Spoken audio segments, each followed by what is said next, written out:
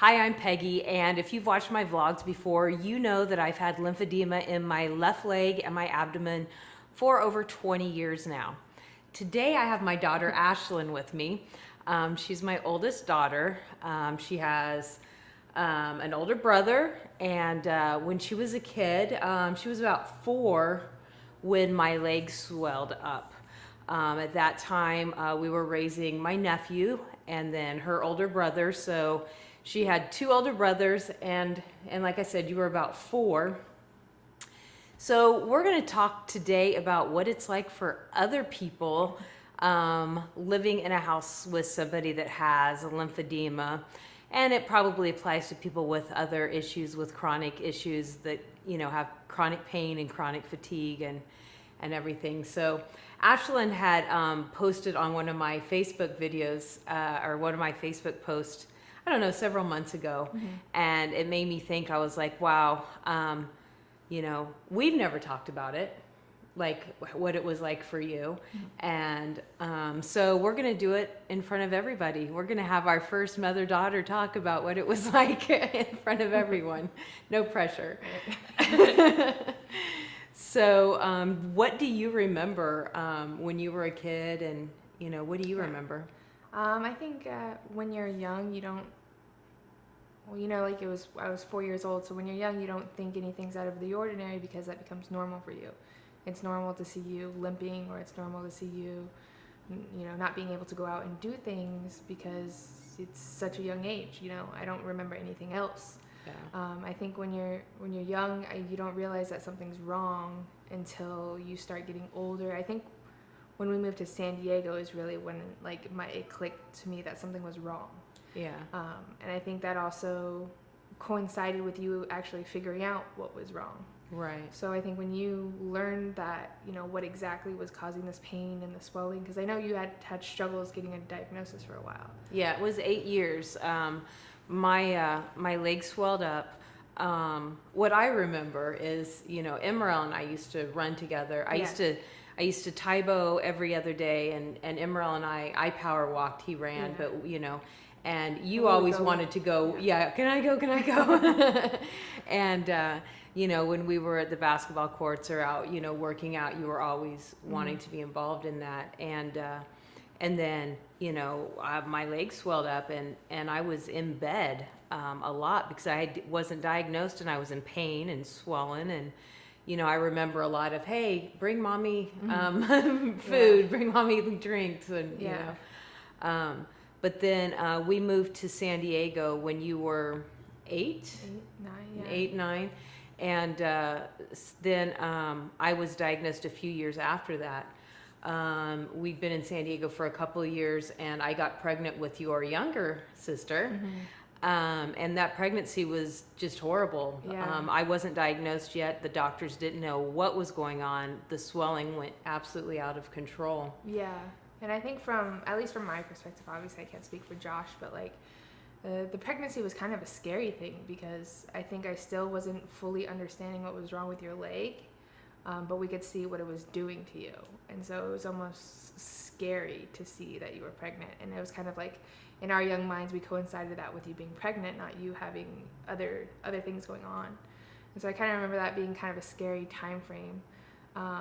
And just kind of, obviously as kids, you don't understand pregnancy, and then you don't understand other things that may be going on. So when you add those two together, it's kind of just like, what's going on, are you sick? Is this like a bad thing that you're pregnant? Those kind of things.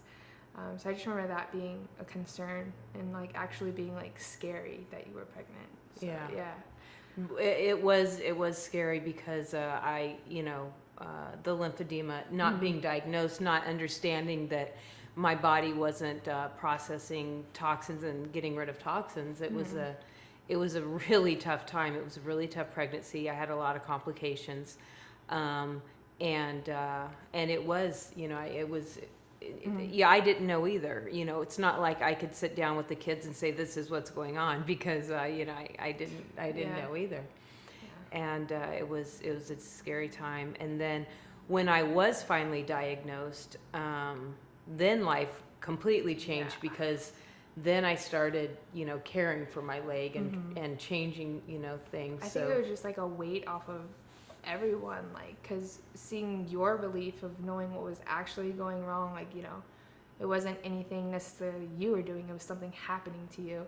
So I think like the relief of you knowing that, kind of like, although maybe Josh and I didn't understand exactly what it meant, like it was a relief all around, because now like we could see that there was like more hope for you, you know, like you're able to, you know, that you can do something or try to do something to make it better or to alleviate it, whereas before we were all kind of like in the blind. Yeah. And so that was, I think, like what made it so scary, you know, from beginning until you found out, was that like no one knew what was going on. Yeah. And it took, you know, you were going to doctors and doctors didn't know, or doctors would tell you that it was, you know, in your head or something like that, you know. So when you get like a diagnosis and it makes sense, and when you have something to work towards, like it made it much better, because like you were able to take the steps you needed to handle it, to maintain it and stuff like that. So what do you remember? I mean, I remember spending hours taking care of my leg, massaging, rolling, washing. Like the machine, yeah. So what do you remember about that time? All of it. Yeah, it was, but it wasn't like a burden. I didn't feel like we got to spend less time with you or anything like that. Just because we would sit with you while you do it, or, you know, we'd be doing homework or watching TV while you're massaging your leg and stuff. I just know, like, you know, when we started to reach kind of those teenage years, it was kind of like, oh, you know, we don't want to make mom have to, you know, drive us somewhere, you know, not because, like, not to make you feel bad, but just because we didn't want you to have to do all the steps that it took to get ready to go, you know, for you to be able to walk around all day or something like that. And I think that also plays into us not really understanding it, because, you know, we thought we had to kind of protect you from walking all day, even though you knew how to like maintain it. It was kind of one of those things where we didn't want you to have to, you know. Of course we wanted to like spend time with you and stuff like that, but like I think we found other ways of doing that and stuff like that. And then I figured, you know, because I was in sports, like all over the place year round with sports, you know, that kind of like, you know, adds to you having to be all over the place all the time. So whenever, you know, a weekend would come, we wouldn't want to make you like walk extra, because like we had sports all through the week and all through the weekend and all through the summer and stuff. So yeah, I think I remember like all the massaging, all the wrapping, all the extra stuff you had to do just to be able to, you know, alleviate that pain. I mean, at one point my left leg was almost 3 times bigger than my right leg. Do you remember, like, did you ever think like what did you think just looking at it, like, oh my God, my mom's leg is ugly? Like, what did you? It wasn't ugly. It was honestly more just like fear and worry than anything. It wasn't like, it was nothing cosmetic that I was concerned about, you know. It was more like, that does not look like it feels good, you know. And so it was never like embarrassment around my friends or anything, because I think, well, first of all, I think Josh and I were just kind of raised differently. We don't worry about, you know, cosmetic things as much. So it was never embarrassment or anything like that. It was more always concern or fear, I guess, like not knowing what was going on. Yeah. So I don't know at what point, or if there ever was a point that I set you down and said, this is what's going on. Do you kind of remember, was there like a point where it was like, okay, this is what we're doing and this is what makes it worse and this is what makes it better? Or did you just kind of observe it? Or yeah, I don't remember a point that we actually sat down and had a conversation about it. I think when you got the diagnosis, I think you kind of like explained it to us, like toxins building up, and that's what, you know, makes it swell up and hurt. But I don't think we actually like sat down. I think it was just kind of something we all kind of progressively learned. Because I was kind of learning kind of at the same time. We were all kind of figuring it out. Especially when you had the diet change, like I think you did well of telling us as we went, because you were learning it as you went. So it wasn't like, okay, this is what's going to happen. It's like, okay, well, let me try taking this out of my diet or this. And we were just along, you know, and we did pay attention. So we were aware of what was working for you, what wasn't working for you, although we never like sat down and talked about like a game plan.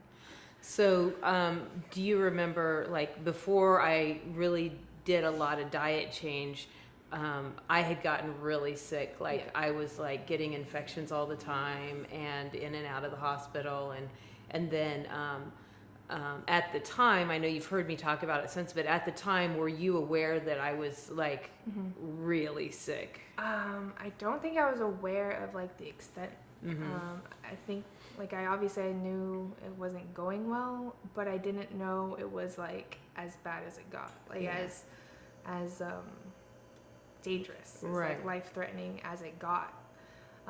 Because I don't think I really understood that it could be life threatening. Right. Because it was I was a swollen like, leg. You're swollen leg. Yeah, you can't walk, but you're not gonna die. You know. Yeah. So I don't think I ever realized it was life threatening. So when it got bad, I don't think I realized how bad it got. Like after the fact, I think when we were older, you kind of explained to us like how bad it got. But at the time, I don't remember it thinking that, like being scared of you dying or anything like that. Yeah. Because the reason that I ended up doing the diet change was the doctors. I had so many cellulitis infections, and I was on so many antibiotics that I ended up getting C. diff. And the doctors were like, we either admit you in the hospital and put you on more antibiotics, or you're going to die in the next few weeks. And I went home and I was like, okay, I'm done, because I was just so exhausted and so tired of being in pain and being sick and just, and I had literally gone home thinking, how am I going to tell my kids goodbye? And then, I ended up, getting rushed to a holistic doctor, and he says, no, we can fix this. And then it was like a big change. It was a fast change in my diet. And I remember because, obviously I was overweight, I was swollen, I was unhealthy, and I had lost 84 pounds in 3 months. And I went to all of your games. I maybe missed 2 games your entire childhood. Yeah. I remember going to your games, sitting in the bleachers, and you were playing field hockey, and you kept looking at the bleachers, and you kept, and I was like, what is wrong with her? Like, I was concerned, like something was wrong with you.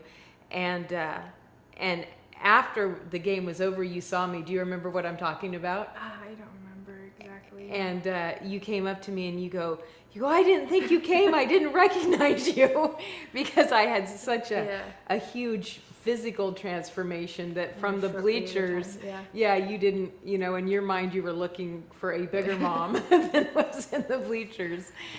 And so what do you remember about that time? Because that was like a big, I went from almost dying to, getting off of all my medications, getting off my sleep medications, getting off of, what do you remember about that time? Because it happened really fairly quick in the grand scheme of things. Well, it's interesting because I still feel like it's brand new. Like when I come here and the way you're cooking and stuff like that, I still feel like it's brand new. Like this just happened. So I think it's still kind of like, I don't want to say like disbelief, but it's just like day and night. So that's why I think when I come home, like, because I live in the Bay Area, so when I come home, it still kind of feels new to me. Yeah. But I started eating like this when you were still in high school. Yeah. No, I know. But it's just like, because it was literally, it felt like day and night, like 3 months, like you said, so much change in just a 3-month time span. Yeah. And then we were always busy and stuff, so, with school and sports and, all that extra stuff we did. So it felt like a very abrupt change from at least from my perspective. It was a very abrupt change. And I just remember, like, because as we've alluded to, I played a lot of sports. I had a lot of teammates, and we'd go to their house and stuff. And I just remember, like, their parents always asking me, like, your mom, like, she looks so good, and like, how's she doing, and all this. Because everyone knew, I think for the most part, at least the people we were closest to knew you had lymphedema and had these issues with your leg. And so I think everyone, like, in our lives basically could just kind of like see the amazing change that had been made, and we're like all just kind of I guess the only word's amazed by it. So right. it seemed very abrupt, and still, like, to me, it still just seems like crazy, because I remember, like, you walking around with, like, the big wraps and, like, and we lived in, during the summer it was really hot, so Yeah. just like And how brutal it was on you to have that gigantic, like, 5 whatever layer wrap you had on your leg.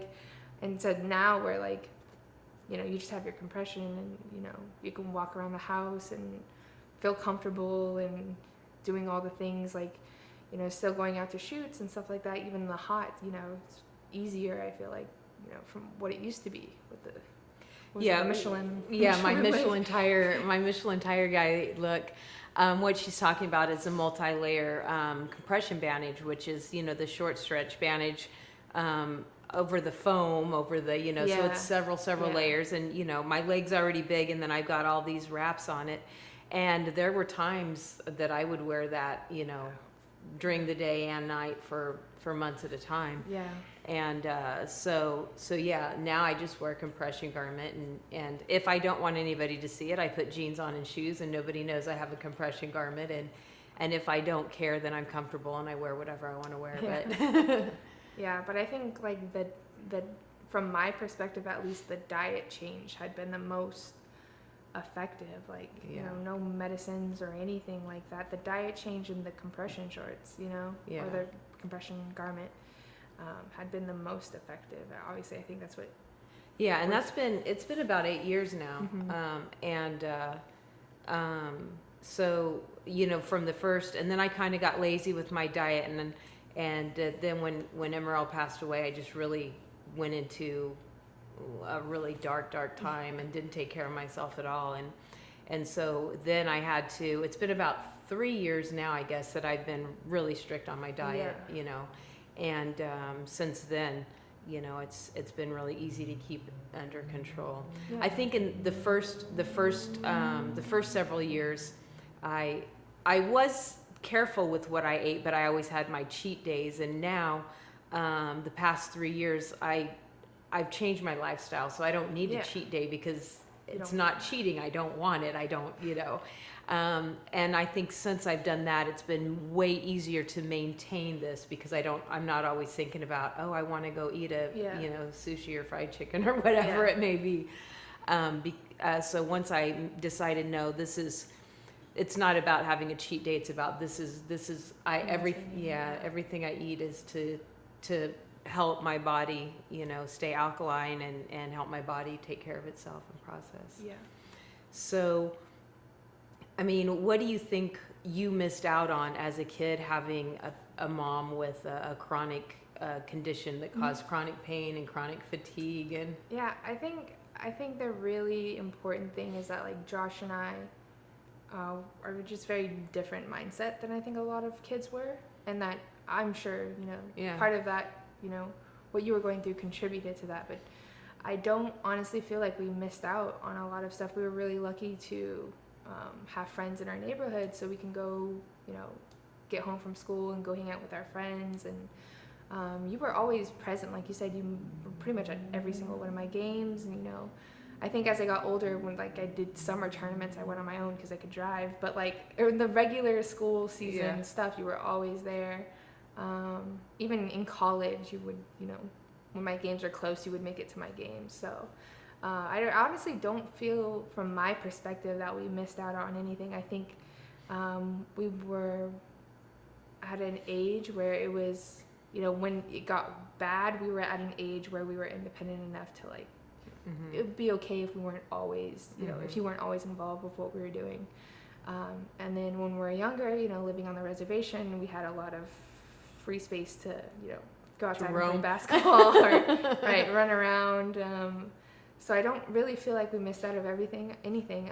I think we were really fortunate to have the sort of lifestyle we had, where we could still be kids and run around while you took care of your leg, or we can sit down and do homework while you take care of your leg, or something like that. I feel like we were really fortunate that, although it's kind of been scary at times, I don't think we missed out on anything. I think the only thing I would say we missed out on is not being worried about, being in a way that we weren't worried about you. But I don't think that's necessarily like a bad thing. I think it just made us more empathetic towards people who may be struggling with like health, you know, like looking at the broad scope of things. Like maybe they're not a jerk, maybe they're in pain, you know? Like, you know, opening the door for people because, you know, they're, you know, other things people wouldn't think about basically is now we're more empathetic toward it. So we almost gained, I guess, because we can look at it from a different scope that other kids otherwise wouldn't.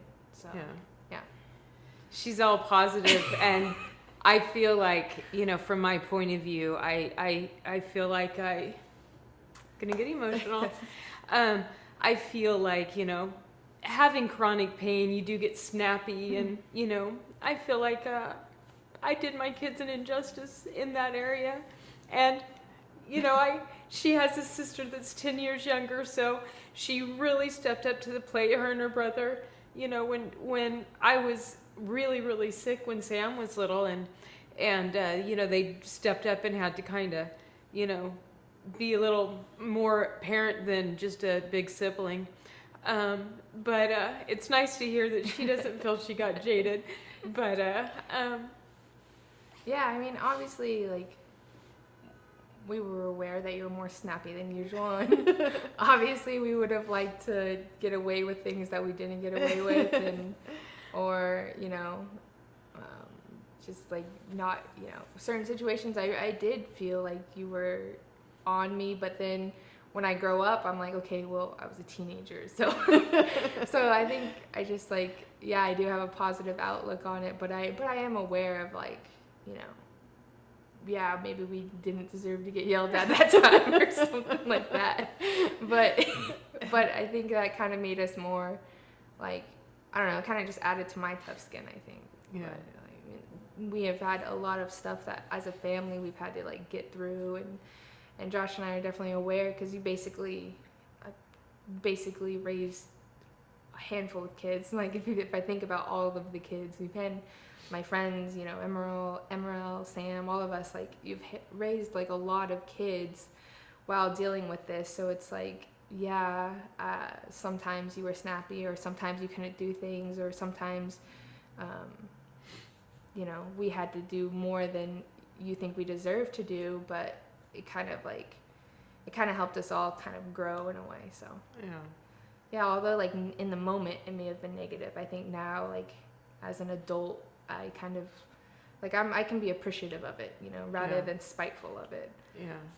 But I definitely see how like other people with family who has, you know, chronic pain or anything like that, how they can become spiteful. But I think that's just kind of like the difference between, you know, us and other people, because like just the way Josh and I, you know, I know Joshua sometimes gets frustrated and I sometimes get frustrated, but ultimately like we're all like aware of what's going on now, and we're all able to try to do our best to like help and contribute as a family to like the grand scheme of things.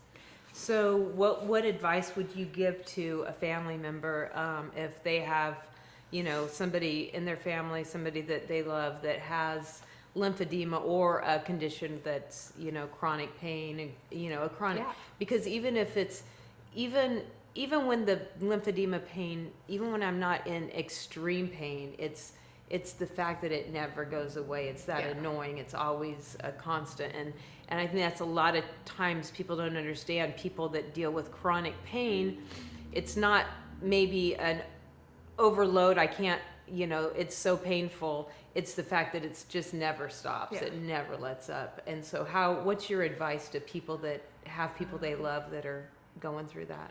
I think my advice would be that it's okay to get mad and feel bummed out, and feel like, you know, if you didn't do the dishes, maybe you didn't deserve to get yelled at that much, or, you know, something like that. It's okay to feel like it's unfair, basically. It's totally okay, but like you can't get jaded about it, you know. You can't just make that your story and leave it there. I think the biggest thing is to continue to look at the big picture, what you want to do in your life and how you want to progress with your family, and how, you know, you want to maintain the relationships you have.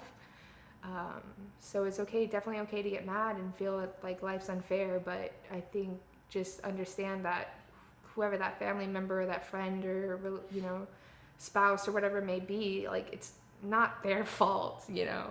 I mean, my mom didn't choose this, you know, so it's kind of, you got to look at it, it's happening to them rather than they're doing it to us, if that makes sense. Like, it's just kind of, I guess, a team mentality, kind of like, yeah, you know, like, this may suck, but like, imagine how bad it sucks for my mom, you know, or imagine, you know, how uncomfortable she is with this wrap, or, you know, her leg's so big right now she can't even walk. So obviously, like, although I want to go hang out with my friends, or although I don't think I should be yelled at about something, like, she literally can't walk right now. So maybe I need to just step up and help her with something, or maybe I need to tell my friends I'll hang out with them later on after I help her clean up, you know, something like that. So I think it's just you gotta look at the bigger picture of things rather than what's happening right now in front of you, because I think that's what kind of helped us kind of get through a lot of things, is like looking at the bigger picture.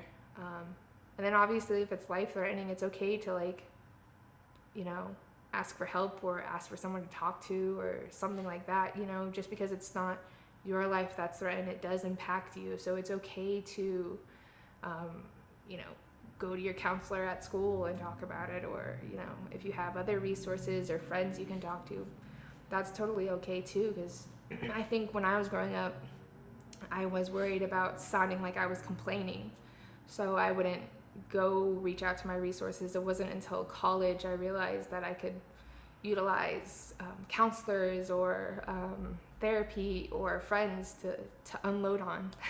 Yeah. So I think that's something you have to realize too. It's okay to complain. Yeah, and it's not complaining. It's, you know, it's okay to feel your feelings, but it doesn't have to write your story. Yeah. Yeah. Feel your feelings.